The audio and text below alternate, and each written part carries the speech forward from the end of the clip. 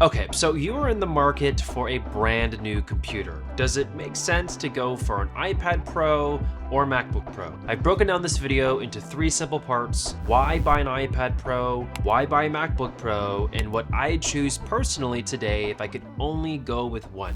So let's start with the iPad Pro. My argument to get this product is actually pretty simple. It's for anyone who wants a fun hybrid computer experience, with the caveat that you are okay with the limitations of iPadOS or you have a need to use a touchscreen. For example, in terms of productivity, if you only do light work and simple things on a computer like research, web browsing, email, the iPad is a productivity machine in this realm. You get the benefit of using well-designed iPad-first apps alongside desktop-class apps that, if made right on iPad, is a nice blend of the two worlds. You don't really get that blend on a Mac. You are sort of stuck with the desktop apps only and desktop websites. And what's funny is sometimes the mobile app version of something is actually more intuitive to use than the desktop app. For example, Spotify on iPad is more intuitive and easier to me than Spotify on Mac. Same goes with Twitter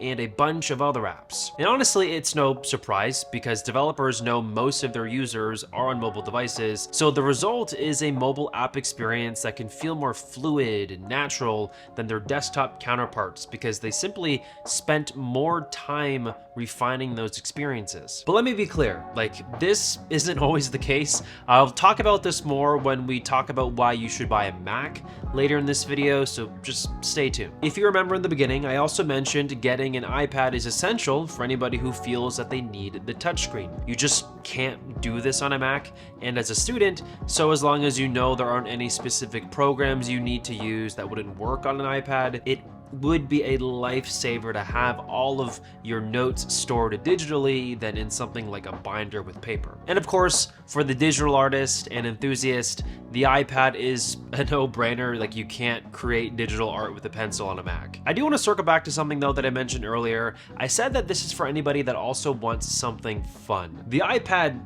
plain and simple, it's just fun to use. If you are someone who is really into gaming on mobile devices, for example, I personally feel the execution of this on iPad is a lot better than on Mac. A lot of it is because you get that touchscreen, so it does open you up to more games available to you. And then there's the bonus stuff, like the cherries on top, like the ability to have a constant 5G connection.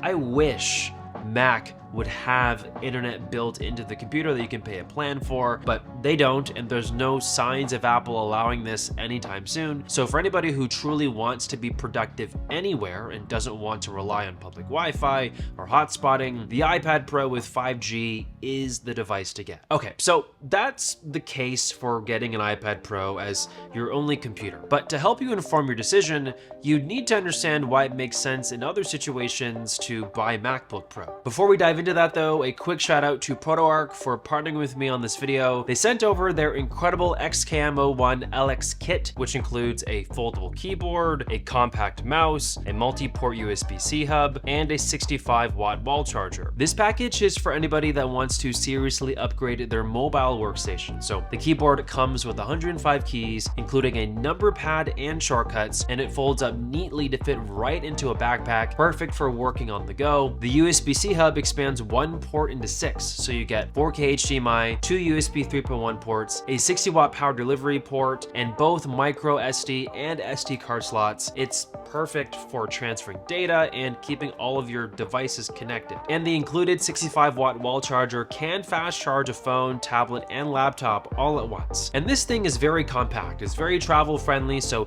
it actually ensures that this would be something that I would take with me everywhere that I go. So if you are looking for something to simplify and enhance your mobile office setup, this kit from ProtoArc is a must-have. Check out the links down below to purchase yours today. Thank you, ProtoArc, for partnering with me on this video. Okay, so let's talk about the case for buying a MacBook Pro instead. For starters, macOS as an operating system is so complete, it's so refined. I just go as far as to say that there is practically zero compromise here. You get access to every possible application out there without any downsides, whereas with iPads, which I alluded to earlier, you can often be left with apps for iPad that feel incomplete or so far below what you can do on a MacBook. Final Cut Pro, which is my video editing software of choice, is a classic example of how much more powerful it is on a Mac versus an iPad. And it's not just Final Cut Pro, there's tons of examples where this same scenario exists. Or what about the fact that you'll run into the issue of applications and software just not even being available for the iPad? A lot of students in school, for example, have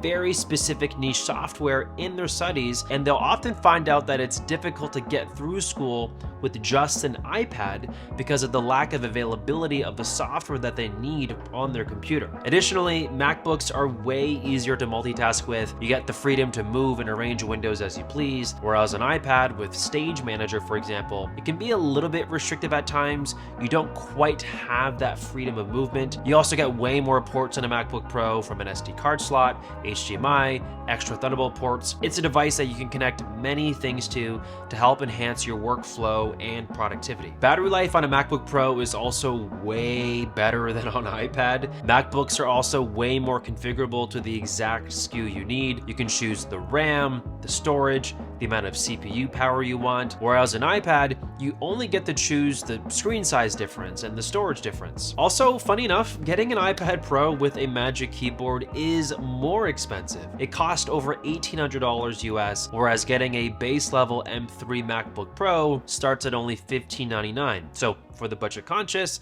the picture is quite clear here. And to tie this all together, MacBooks do a better job keeping the promise, virtually never breaking it. And what do I mean by that? Well, that transitions us very nicely into the final segment of this video, which is what computer I would choose today. If this was my first and only computer for like the next 5 years, it always makes sense to me to get a MacBook first. There's virtually no downsides to this computer, other than if you can absolutely not live without a touchscreen. And of the two computers in this debate, the Mac can promise to be the only computer you need, and actually keep that promise, while the iPad will continuously break it as you discover the things it cannot do through your journey of owning this hybrid tablet computer thing. You're always going to run into some kind of software limitations or desktop apps that aren't nearly as good as the one on Mac, or even worse, an application just simply not being available on iPad OS. So in my opinion, I feel most people should get a MacBook first to sort of act as a safe haven for something that can do everything that you need it to do, and then, only then, you can consider getting an iPad. iPads to me are luxury computers. They are fun, hybrid devices, and admittedly,